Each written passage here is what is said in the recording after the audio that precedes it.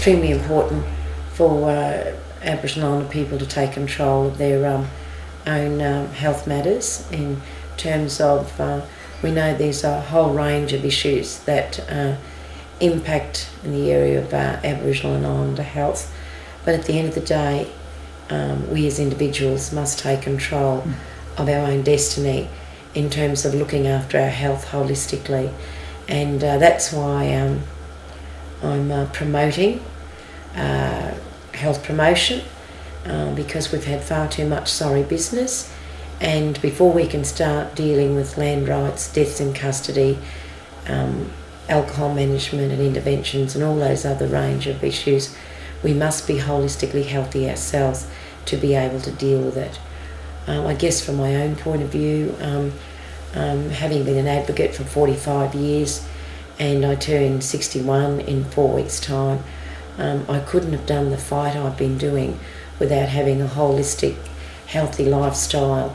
And even though we were brought up in very lower socioeconomics, I was very privileged to have health education from my parents and grandparents, and I believe that's why I've been able to maintain my quality of life by taking control individually on my health to control my own destiny. If we, again, education is the key, and if we have far too much junk foods, like the soft drinks, the fatty foods, excessive alcohol, drugs, not just the illegal drugs, the cigarettes, too many Western medications, we have to be very mindful about that, because I know there's a lot of stress in our communities, but so many people seem to be smoking cigarettes excessively, taking drugs excessively, drinking far too much alcohol excessively. But the other thing is they tend to eat junky foods and fatty foods, and not drinking enough water, and that has major implications on our health. It gives you bad health, then your organs start shutting down, diabetes commences, and it's very sad when I see young people that have amputations through diabetes, many of our people in renal failure, renal dialysis, and all those chronic diseases that could have been avoided had they have individually taken care of themselves and be responsible. And even if our reading and writing isn't the best, taking notice of role models in your community, in your own language or in a cultural way, and just on how people have strived to look after themselves. And I can't express more that even though there's lots of pressures in our community, if we take too many bad habits into our body, we will have disastrous effects of chronic diseases, but it will impact greatly on us mentally, physically and spiritually, and we die much younger than the wider community. And so that's why it's so important to have the education, for us to take individual action to look after and control our health matters holistically, as we control our own destiny, and we'll hopefully close the gap if we start to look after ourselves.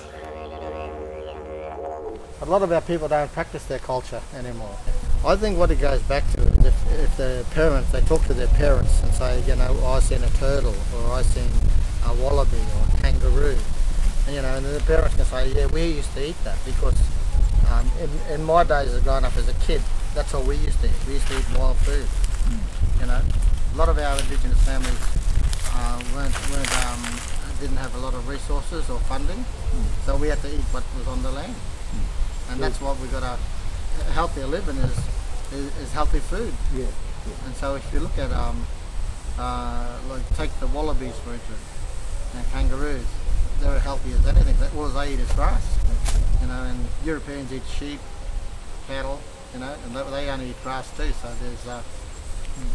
there's a similarity there in the food chain. But, everyone changes, but they've got to get them back to their culture. Everything's changes now, you know, in the schools, you know, you've got all the different foods, and I think some of the schools now are cracking down on healthier food, so they're trying to do something in the schools, but I think as parents we've got to try and do something with our own kids anyway. And then this community project also for healthy eating, I think that we can get a message out there. Yeah, because when we establish the kitchen properly, we will only be selling healthy food. There won't be no greasy or oily foods. So that's what we want to try and do. We don't want to try and change everyone's lifestyle, but at least if they have an opportunity to have a meal, a healthy meal once in a while. Yeah. And learn how to do it. And definitely this is a good environment for the campfires, or sit around and listen to stories, or even do recipes. Yeah, well, we use this area a fair bit of time here. So we got schools come down here, and we have barbecues here. We have storytelling, you know, like you're saying. But yeah, it's the whole community utilises this park, and you know, it's about working together. Yeah. If we don't work together, you know, we don't want to say this is ours, and you know, you're not allowed to be here. You know, how are you going to spread your culture? Exactly. And to get and share the benefit of it. Yes. Yeah. If you look at the basics, there's, you know, there's sugar, salt. You know, let's try and reduce that first, because that's what's killing our people. Exactly. Salt with their blood pressure levels, and the sugar with sugar diabetes. You know, there's a whole range of diseases out there. But you know, if we can sort of help, try and prevent some of it, or break it down, or just let them be aware of what is good healthy food. And also this provides a good opportunity for people to take a walk, be active, do something physically. Exactly. And what better place, if you look around the surroundings here, it's like just do fishing, a rainforest, and you've got everything just over here. So this was these remains were first put here in 1987. Okay. And then in 1997 I actually went down and brought those remains back from Brisbane, from the John Tong Centre. And then in 2002 there's another 2 lots of remains were brought back.